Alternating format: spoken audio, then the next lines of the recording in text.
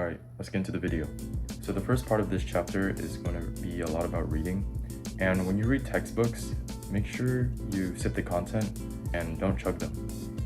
You know, when you're reading an article or listening to a video or any type of media, not just a textbook, you just want to read or listen to the content for about as long as you need to.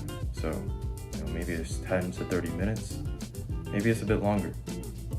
But don't cram so much content, for example, reading like 30 to 50 pages at a time, because first of all, you're not using any technique to retain all of that information, and second, that information is not going to stick. Also, when you're finished consuming the type of media that you're using to learn, make sure to write down what you remember from the last session. And also, what I like to do for especially STEM textbooks where they put a lot of problems for you to solve is use a Pokemon card or any piece of paper and just cover up the question, do the problem, and then take off the card or whatever you're using to cover it to see if you got the answer right.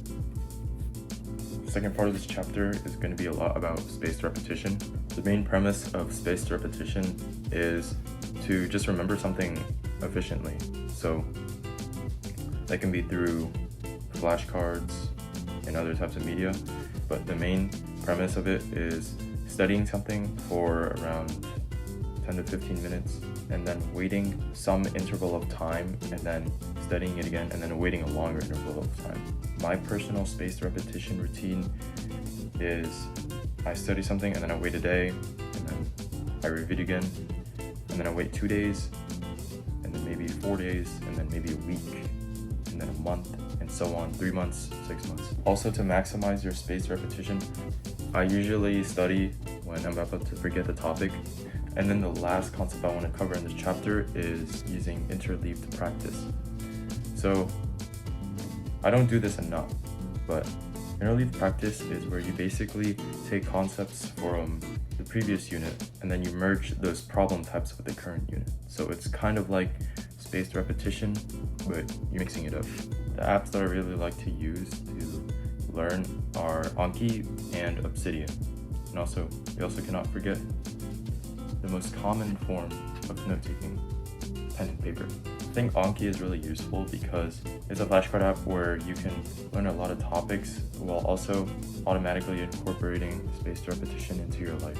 I personally use the FSRS algorithm because I find it to be the most efficient way to study and the most efficient scheduler for the flashcards.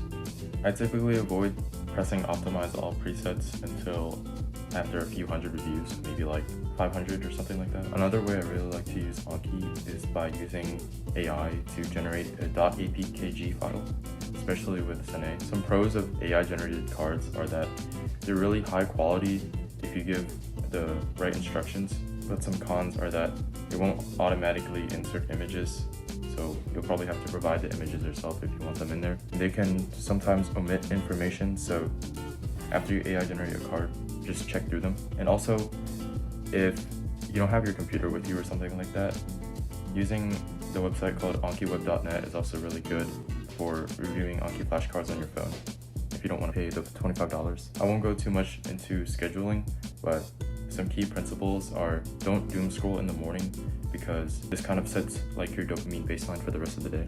Try to wake up as early as possible because I find that it really grounds you as a person, and also you just get more done in the day. Avoid the temptation to pull out your phone during study blocks. I also really like to use the Pomodoro technique when I'm studying, so you study for like 30 to 50 minutes and then take a break for 10.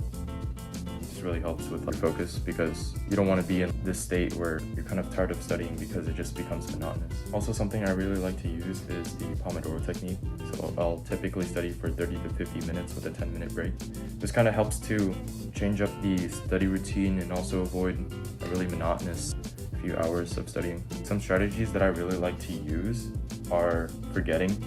And I know forgetting is like a student's worst enemy because who doesn't want to remember stuff and then ace the test?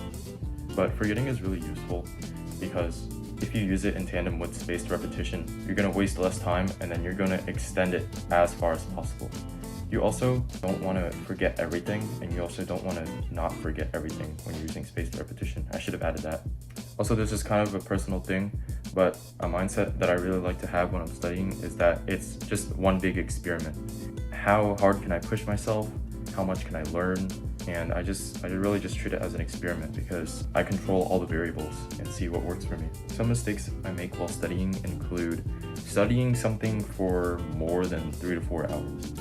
I think this kind of defeats the point because you're not really going to retain anything, kind of like how reading a lot didn't really make you retain anything at that point from earlier. And it also just kind of harms your body because you're just like sitting in one place being sedentary.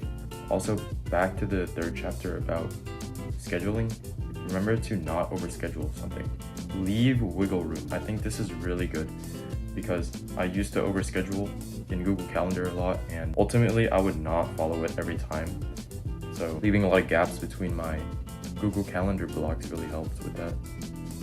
Alright, thank you for watching my video.